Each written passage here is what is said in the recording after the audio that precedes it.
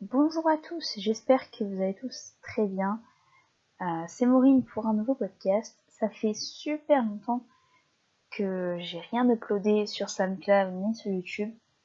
J'avais posté il y a à peu près 3 mois, à la fin de mon semestre 1, une vidéo annonce comme quoi j'allais faire des vidéos sur l'université, si vous avez des questions ou quoi que ce soit. Au final, je l'ai pas fait, ce qui n'est pas très très bien. Mon dernier podcast date de 6 mois. C'était sur la comparaison entre la rentrée en prépa et la rentrée en STAPS. Au final, je voulais faire une vidéo explicative entre la notation, comment ça se déroulait le semestre, euh, les partiels, les révisions, la vie à l'université, etc. Et au final, j'en ai pas eu l'occasion. Je sais pas pourquoi, j'étais pas super motivée. Et au final, là, il s'est passé quelque chose d'assez important. Et du coup, j'ai décidé de faire ce podcast en fait sur un autre sujet complètement. Donc le truc qui s'est passé, c'est que pendant cette année, en fait, j'ai toujours eu le projet depuis le début de vouloir partir en Erasmus pour ma licence 2, donc du coup l'année prochaine. Parce que là, je suis en licence 1 STAPS. Et du coup, ça fait vraiment plus d'un an que je pense à partir à l'étranger pendant mes études. Et c'est vrai que là, j'ai eu l'opportunité de pouvoir envisager un projet de mobilité. Et donc, du coup, je me suis dit que j'allais partir l'année prochaine, du coup, pour ma L2, ce qui est moins fréquent que les gens qui partent en L3. Mais du coup, j'ai quand même décidé d'essayer. Et du coup, j'ai été prise. Du coup, je voulais vous parler un peu de toutes les démarches que j'ai fait pour partir en mobilité. Enfin, je suis pas encore partie, mais en soi, j'ai été prise. Donc du coup, je voulais vous parler de vraiment toutes les démarches que j'ai fait, quel papier j'ai dû rendre, comment je me suis décidée, quelles démarches j'ai fait, enfin vraiment tout ce que j'ai fait pour avoir un bon dossier pour Erasmus. Donc déjà, je vais vous dire où je vais partir. Donc l'année prochaine, je vais partir à Glasgow pendant un an à l'université West of Scotland en Écosse du coup. Et c'est donc du coup une école de sciences du sport et de l'entraînement. Donc c'est toujours ma filière, il y a un lien en fait avec STAPS logiquement quand vous partez en Erasmus. Vous avez en fait une correspondance dans l'université où vous allez. Et du coup dans mon cas, donc c'est une correspondance avec STAPS. Donc pour partir, j'ai fait plusieurs démarches et je me suis rendue à plusieurs réunions qui étaient organisées par ma fac. Et il a fallu que je remplisse pas mal de papiers. Et c'est ça qui est assez chiant avec Erasmus, c'est qu'il y a plein de papiers à remplir et que souvent les gens ils font pas la procédure jusqu'au bout parce que il y a trop de choses à faire. Du coup, je pense qu'il est important de vous montrer que c'est vraiment pas compliqué, que si vous y prenez à l'avance et que vous anticipez toutes les procédures, que vous pouvez facilement remplir un dossier et envisager une mobilité. Du coup, la première réunion que j'ai eue en octobre, en fait, c'était pas vraiment une réunion, j'avais reçu un email sur mon boîte étudiante. Normalement, tout le monde a une boîte mail étudiante dans votre faculté. Vous pouvez recevoir les informations, par exemple, de pour l'administration, pour vos cours, pour les activités extérieures, les services culturels, etc. Et du coup, là, en fait, c'était les 30 ans d'Erasmus cette année. Et du coup, ils faisaient un mini-événement pendant tout un week-end, pendant toute une semaine, même, je crois. Et ça s'appelait Café Erasmus. Et du coup, en fait, ils avaient mis plusieurs sortes de chapiteaux, temples, je sais pas trop comment on appelle ça, sur les différents campus de ma ville, les différentes facultés, et du coup chaque jour correspondait à un campus, et il y avait des référents Erasmus, les responsables d'Erasmus de chaque filière, et vous pouviez aller leur parler à des étudiants qui étaient en mobilité, ce genre de choses. Du coup moi j'y suis allée, et j'ai parlé du coup à le référent de ma filière, et en gros, je lui ai dit que je voulais partir en Erasmus l'année d'après, que je voulais partir dans un pays anglophone. Donc, il faut d'abord, avant d'aller dans cette réunion, je pense qu'il faut d'abord vous renseigner sur les différentes mobilités qui sont disponibles. Donc, enfin, soit vous renseignez avant d'aller à ce petit café, campus, etc. Ou alors vous vous renseignez directement là-bas, vous demandez des renseignements aux personnes qui sont présentes. Du coup, je m'étais renseignée avant. j'avais vu qu'il y avait l'Irlande et l'Écosse qui étaient disponibles dans les pays anglophones. Et sinon, c'était pas Erasmus, c'était un autre programme qui permettait d'aller en Amérique, etc. Mais ça m'intéressait pas vraiment. Du coup, j'avais ciblé ces deux universités et j'ai pu parler du coup à des gens en fait qui avaient étudié vraiment dans des universités anglaises et qui du coup en savaient un peu plus sur comment ça se déroulait les études là-bas, si la langue c'était difficile. J'avais également pas mal de questions. En fait, je m'étais vraiment renseignée avant. C'est vrai que s'il y a des personnes qui se renseignent plus tard et qui n'ont pas encore eu le temps d'aller à ce type de réunion ou à ce type de rencontre, c'est pas grave. Vous dites pas, ah, j'ai pas été début octobre à cette réunion parce que je savais pas vraiment si je voulais faire. C'est pas grave. En soi, vous avez encore du temps.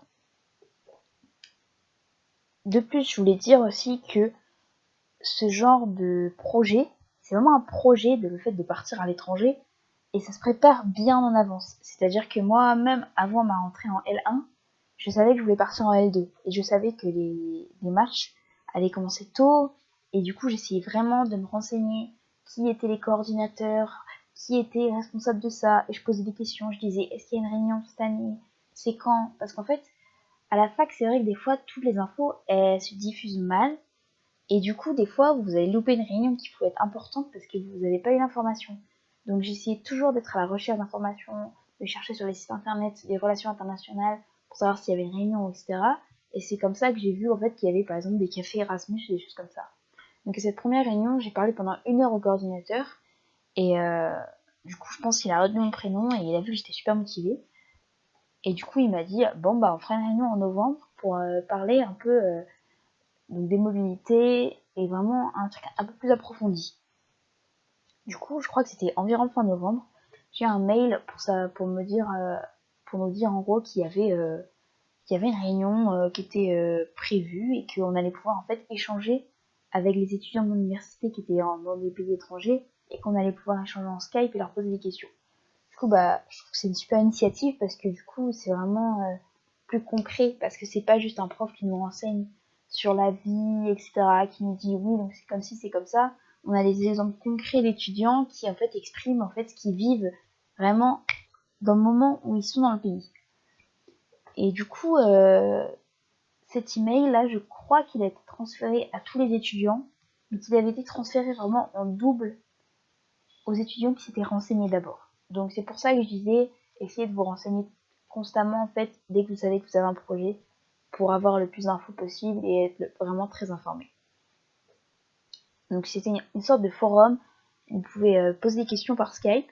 Et du coup là il y avait 2 personnes qui étaient dans les 2 universités que je convoitais un petit peu. Et du coup ils nous ont donné des infos, on a pu leur poser des questions.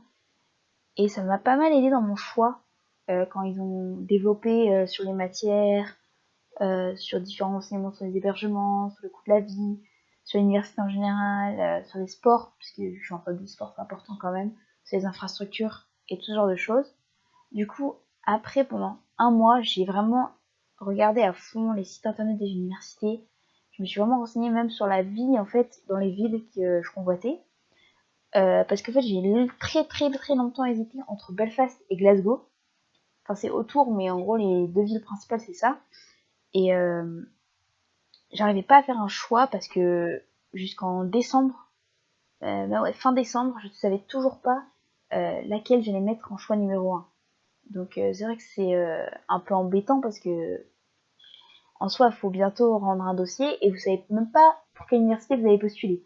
Donc normalement, vous savez si vous voulez aller en Angleterre, en Espagne, enfin ça c'est plus concret dans votre tête, mais le pays en fait et la place vraiment, c'est plus compliqué à savoir. Et du coup, vers janvier, je me suis décidée que, après plusieurs consultations sur les sites et tout, que je voulais aller en Écosse plutôt.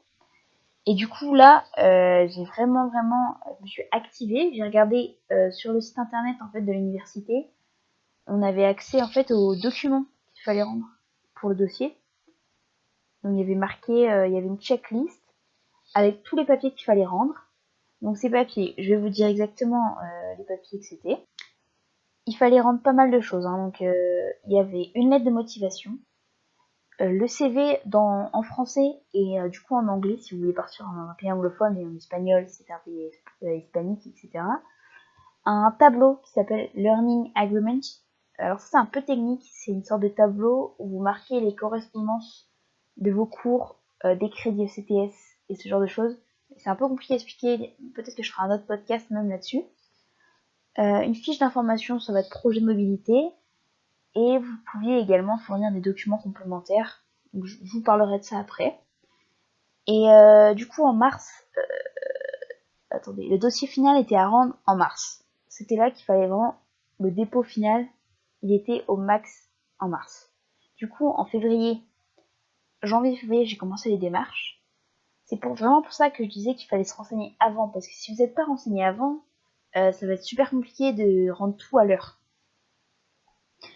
Du coup, en janvier, j'ai commencé à envoyer des emails, en fait, à mes profs.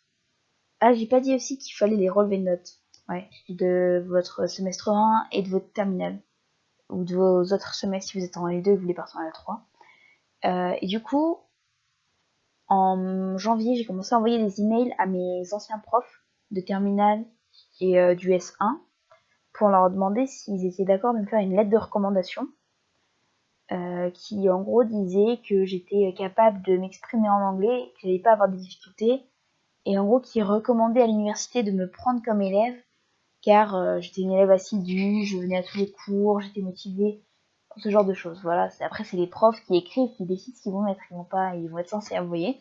Et du coup, les deux profs auxquels j'avais demandé, elles ont accepté, elles m'ont envoyé une lettre. Donc ça faisait vraiment un point important dans mon dossier. Le même mois, en janvier,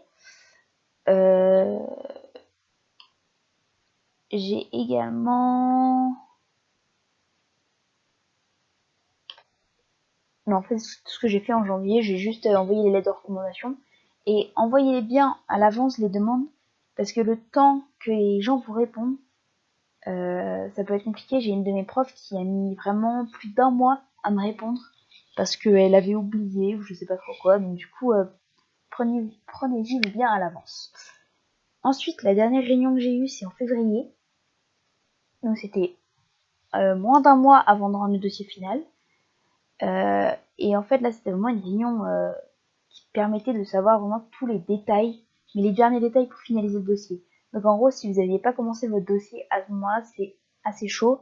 Et d'ailleurs, les gens que je connais qui ont été à cette réunion mais qui n'avaient pas commencé, ils n'ont pas rendu le dossier parce qu'ils n'ont pas eu le temps et ils ont été pris en fait de temps. Et bon, ça veut peut-être dire qu'ils n'étaient pas extrêmement motivés parce que s'ils n'avaient pas commencé à ce moment-là, quoi. Du coup, là, il nous a dit, le coordinateur, que comment il fallait faire pour se renseigner sur les cours, comment il fallait remplir justement ce fameux Learning Agreement, qui est un tableau de correspondance, les papiers qu'il fallait rendre, qu'est-ce qu'il fallait exactement indiquer dans le dossier, comment est-ce qu'il fallait le rendre, s'il fallait le rendre version papier, version numérique. Il nous avait vraiment expliqué tous les détails. Et c'est pour ça qu'il était vraiment important d'aller à cette réunion, parce qu'il y a des choses que j'aurais pas su si j'avais pas été à cette réunion. Et donc du coup, il nous a également dit combien de places il y avait pour chaque pays. Donc par exemple, dans les 2 universités que je convoitais, il y avait 2 mobilités de 1 an disponibles par université. Donc c'est-à-dire qu'il n'y avait que 2 places qui pouvaient être pourvues en fait. Donc ça donnait un stress supplémentaire. Et c'est pour ça qu'il fallait se dire en fait, eh ben, il faut vraiment que je m'y mette à fond, que je fasse un dossier dur, vraiment solide pour que je sois prise. Du coup, en mars, c'était le dépôt final du dossier. Et donc du coup, en fait, il fallait mettre juste les pièces numériques en PDF et il fallait les joindre à un dossier. Et il fallait également imprimer et aller rendre ça à la scolarité de ma fac, qui a réceptionné le dossier papier et qui m'a fait signer une feuille d'émargement. Et du coup, voilà.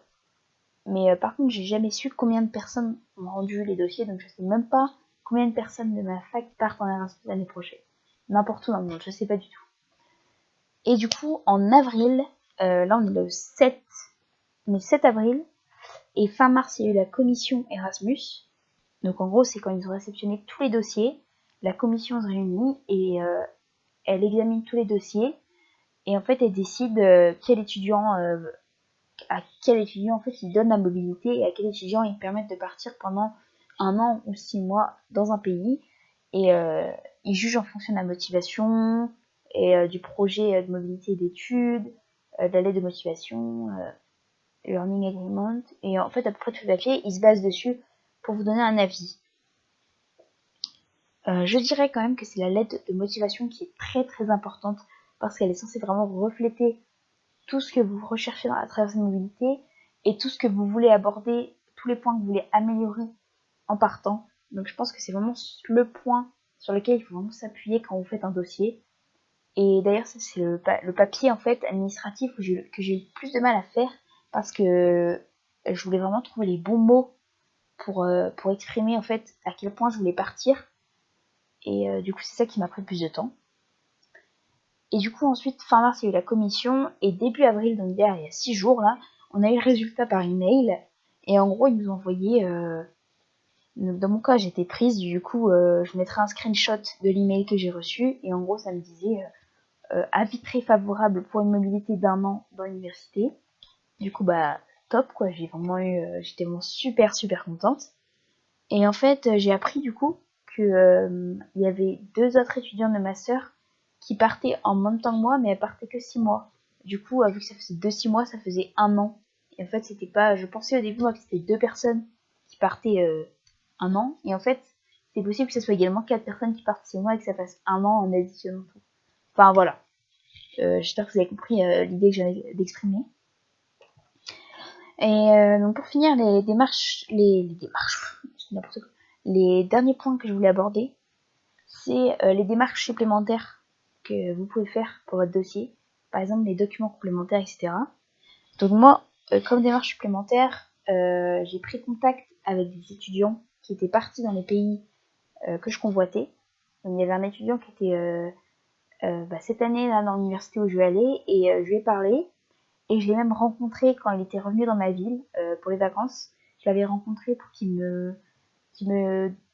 m'aide en fait un peu à cibler les points importants. Il m'avait vraiment, je lui ai posé plein de questions sur la vie dans la ville où je voulais aller, et il m'avait vraiment répondu super bien. Donc c'est super cool de rencontrer quelqu'un qui a été dans la ville où on veut aller parce que ça aide vraiment dans les démarches et pour se donner une idée en fait de l'endroit où on va aller. Et également les mails, mais ça je vous en ai déjà parlé, envoyer des mails à vos anciens profs pour qu'ils vous fassent des lettres de recommandation pour attester de votre niveau ou quoi, c'est vraiment super intéressant. Et donc du coup, à suivre là dans les démarches, parce que c'est pas fini, du coup là j'ai été acceptée, et il va falloir que je confirme, moi j'ai confirmé par email en fait que je voulais vraiment partir, et du coup il va falloir que j'envoie mon projet d'études à l'université en Écosse, et que les 2 universités acceptent les correspondances des cours et tout ça. Et ça, je vous en parlerai sûrement dans un autre podcast. Et du coup, en mai, donc dans 1 mois, je vais avoir une autre réunion. Et là, on parlera plus des démarches administratives à faire. Par exemple, il y a pas mal de démarches concernant la sécu, la banque, le téléphone, le logement, comment se débrouiller là-bas, comment anticiper un peu les problèmes qu'on pourrait avoir ou les trucs comme ça. Et du coup, voilà, et en gros, je pars fin août. Et je tiens à dire aussi qu'il faut tout organiser soi-même. C'est-à-dire que le voyage, l'hébergement, il faut tout trouver soi-même. La fac, elle permet juste de nous trouver une place dans l'université et les cours à suivre. Et après, c'est vous qui vous occupez de comment vous loger, comment y aller, enfin voilà. Et après, il faut se débrouiller avec des infos qu'on peut trouver sur internet, les contacts et tout ce genre de choses. Donc voilà, je crois que j'ai tout dit, j'ai parlé quand même 20 minutes. J'espère que c'était pas trop confus et que mes explications étaient assez claires.